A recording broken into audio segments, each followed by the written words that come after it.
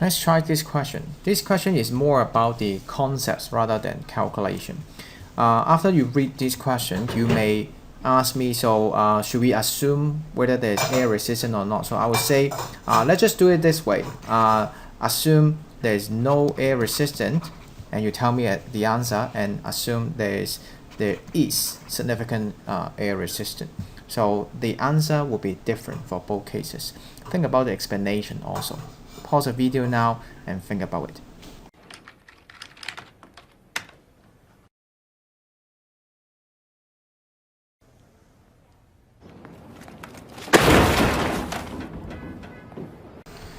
Alright, so here's the answer. If there's no air resistance, which you can say is negligible, then both ball A and B will hit the floor with the same speed. Okay, exactly the same speeds, even though one of them is up, one of them is down. Here's the explanation. So you have to consider for both of the ball, what are the energies at the beginning. So each of them will have the same GPE because they are on the same height. At the same time, they are identical balls. So that means that they are of the same mass. At the same time, one of them is flown upward, downward, but they are all with the same speed u. So let's say 3 meters per second for each of them. So one thing that you should realize and remember clearly is that no matter what energy that you're talking about, they are always scalar, right? Even for kinetic energy. Hey, you may say that when velocity have direction, then why can't kinetic energy has direction? Because kinetic energy is when you move and maybe in certain direction.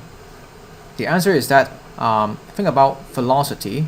If it has a direction, then yes, when you say moving up, it will be 3 meters per second, while moving down is negative 3 meters per second.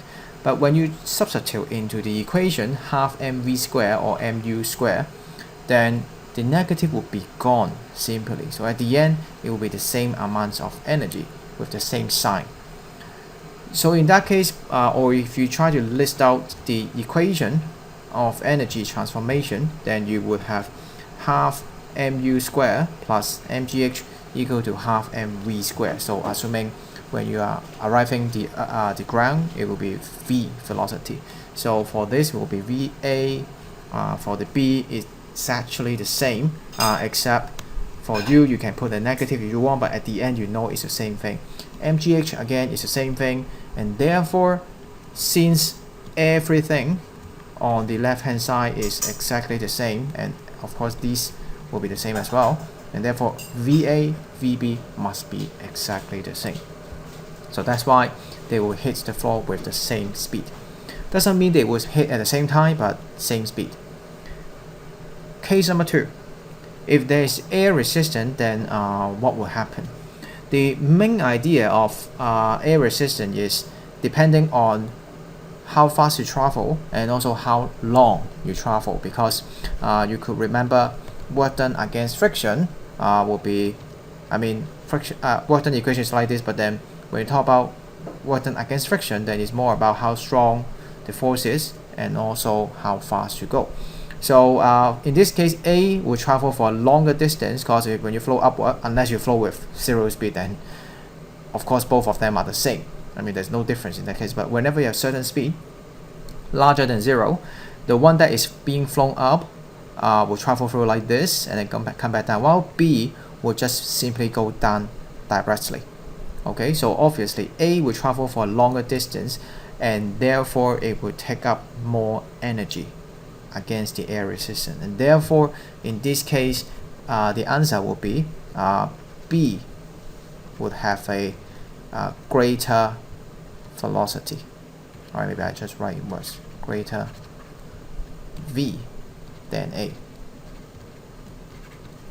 Okay, and if you try to express it in terms of equation, then I can actually reuse these two equations, but just to add the F times S here, F times S here, but more precisely it will be A and A, B and B. I would say for the friction, that means the air resistance, I assume it will be the same initially, because each of them having the same speed, and also they are the same ball, so that is to say the surface area or material, whatever, will be the same. So the nature of air resistance is the same, but it's just the distance that it travels for A will be longer, and therefore it will be a greater value when you multiply these together. So in that case, the amount of energy remained or left for VA will be less. So that's why A will be hitting the floor with a slower, less speed. Let's take a look at the next question. Pause the video, try it yourself first. A few moments later. Alright, so this question is a bit unconventional. It asks you to show that there is a friction in the motion. So you have to apply the idea of energy again. So what I do is, if you want to show something is there, then you can maybe use a way that is assuming there's nothing there, and then see what happened. So say if there's no friction, what happened is at the beginning you should have with the ball of certain KE, and since it's high up here, so you should also have GPE, and later on all these will turn into KE at the end. So I could write this equation, half mv squared mgh would equal to half mv squared at the end. If I like to, I can write v1 and v2 for to make them distinct. So then after you do the calculation, you will find out that in fact at the beginning it is actually initially at rest. So I guess if you didn't put down this, that's totally fine as well. So at the end you'll find out V is actually 10, but then the question said from what is factual in the question is actually 6 meters per second at the end. So obviously there should be some energy is somehow gone for like transform to other form of energy. So that should surely be some sort of force resisting the motion. It could be air resistant, it could be friction, but it will be some force that taken the energy away. So that means the assumption is wrong and there must be friction. And so for part B is basically asking you what the force is, assuming that the force will have a constant value, because there are times where maybe say air resistance will be changing depending on the speed. So here, just simplify the question, it will be a constant here. So the way of course to calculate that will be something to do with the work done against friction or resistive force equal to force times distance. And in terms of energy, then you have to consider that initially there's KE, but then you can say it's 0, so you don't have to write this.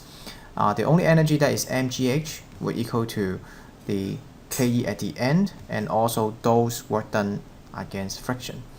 So just substitute everything you have. You should find is 2 kg, G will be 10, height is 5, because this is like the difference between the beginning and at the end, so 5 meters.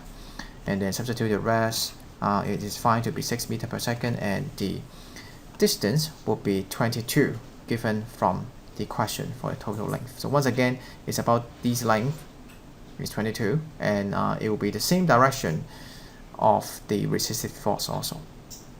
And eventually you find it is 3 Newton.